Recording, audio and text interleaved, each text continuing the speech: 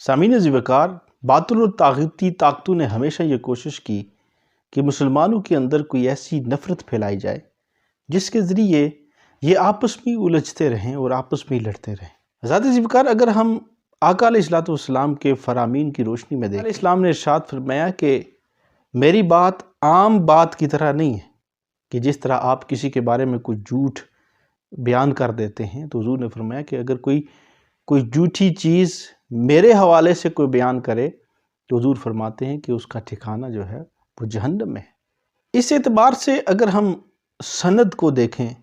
کہ آقا علیہ السلام کے جتنے بھی فرامین ہیں وہ ایک سند کے ساتھ ہمارے تک پہنچے، اور سند وہ سیڑھی ہے جس کے ذریعے ہم اصل اور نقل کو جان سکتے ہیں۔ یہ کتنا بڑا کام ہے اور یہ کتنی خوبصورت چیزیں ہیں۔ حضرت عزیز وقار، اگر ہم خلفائے راشدین کے دور میں بھی دیکھیں تو حضرت سیدنا عمر فاروق رضی اللہ تعالیٰ عنہ کے بارے میں آتا ہے کہ آپ نے ایک صحابی رسول کو اپنے ہاں بلایا۔ جب وہ تشریف لائے وہ صحابی رسول، تو انہوں نے دروازے پر دستک دی، ایک دستک دی، پھر دوسری دی، پھر تیسری دی، اندر سے جواب نہ آیا اور وہ واپس چلے گئے۔ روایات سے ہمیں ملتا ہے کہ اگلی کسی نماز میں حضرت سیدنا عمر فاروق رضی اللہ تعالیٰ عنہ نے سوال کیا کہ میں نے آپ کو اپنے گھر بلایا تھا تو آپ کیوں نہیں تشریف لائے؟ تو انہوں نے کہا کہ میں آیا تھا لیکن میں نے 3 دستک دی اور اس کے بعد چلا گیا، اور میں نے آقا علیہ السلام سے سنا کہ حضور نے فرمایا کہ جب تم کسی کے گھر جاؤ تو دستک 3 دفعہ دو، ایک دستک دینے کے بعد تھوڑی دیر رک جاؤ، پھر دوسری دو، پھر تیسری دو، یعنی تینوں جو دستک ہیں ان کے درمیان تم نے رکنا ہے۔ میں نے ایسا عمل کیا، اندر سے جواب نہ آیا تو میں حضور کے فرمان کے مطابق میں واپس گھر چلا ہے۔ تو حضرت عمر فاروق رضی اللہ تعالیٰ عنہ نے فرمایا کہ اگر یہ بات تیری جھوٹی ہوئی اور یہ بات ایسا نہ ہوئی جس طرح تو نے مجھے بیان کیا کہ یہ حضور نے ایسا فرمایا، تو پھر تمہارا سر مغرب سے پہلے میں قلم کر دوں گا۔ روایات میں ملتا ہے کہ پھر انہوں نے ایسے 10 افراد کو تلاش کیا جنہوں نے وہ روایت سنی ہوئی تھی۔ پھر وہ 10 افراد کا قافلہ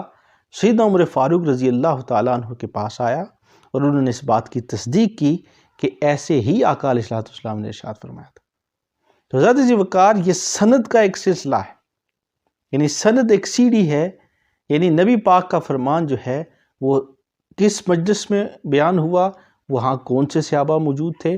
پھر ان صحابہ نے کن کو بیان کیا، پھر وہ تابعین تک پہنچا، پھر تبع تابعین تک، اور پھر وہ ائمہ محدثین تک۔ وہ ایک پوری سند ہے، ایک سیڑھی ہے۔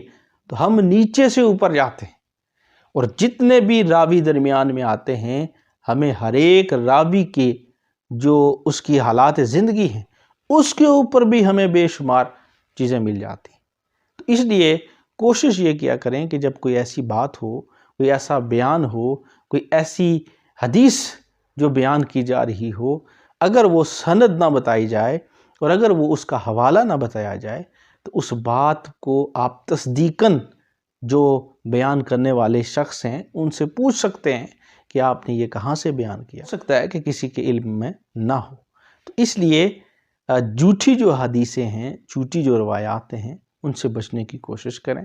بہت سی ایسی روایات ہمارے معاشرے میں ہیں کہ لوگ ویسے ہی کوئی بات کرتے ہیں تو اس کو نبی پاک سے منسوب کر دیتے ہیں، تو یہ غلط بات ہے۔ ہمیں ان جھوٹی باتوں سے بچنا چاہیے، اور جھوٹی جو روایات لوگ بیان کرتے ہیں ہمیں ان کا قلع کما کرنا چاہیے، ان کے بارے میں تحقیق کرنی چاہیے، ان کے بارے میں علماء سے پوچھنا چاہیے، ان کے بارے میں علماء سے بات کرنی چاہیے۔ پھر وہ سلسلہ سند جو ہے، وہ جو سند کی ایک سیڑھی ہے، وہ ہمیں سمجھنی چاہیے۔ اللہ تعالی ہمیں صحیح معنوں میں دین متین کی سمجھ عطا فرمائے۔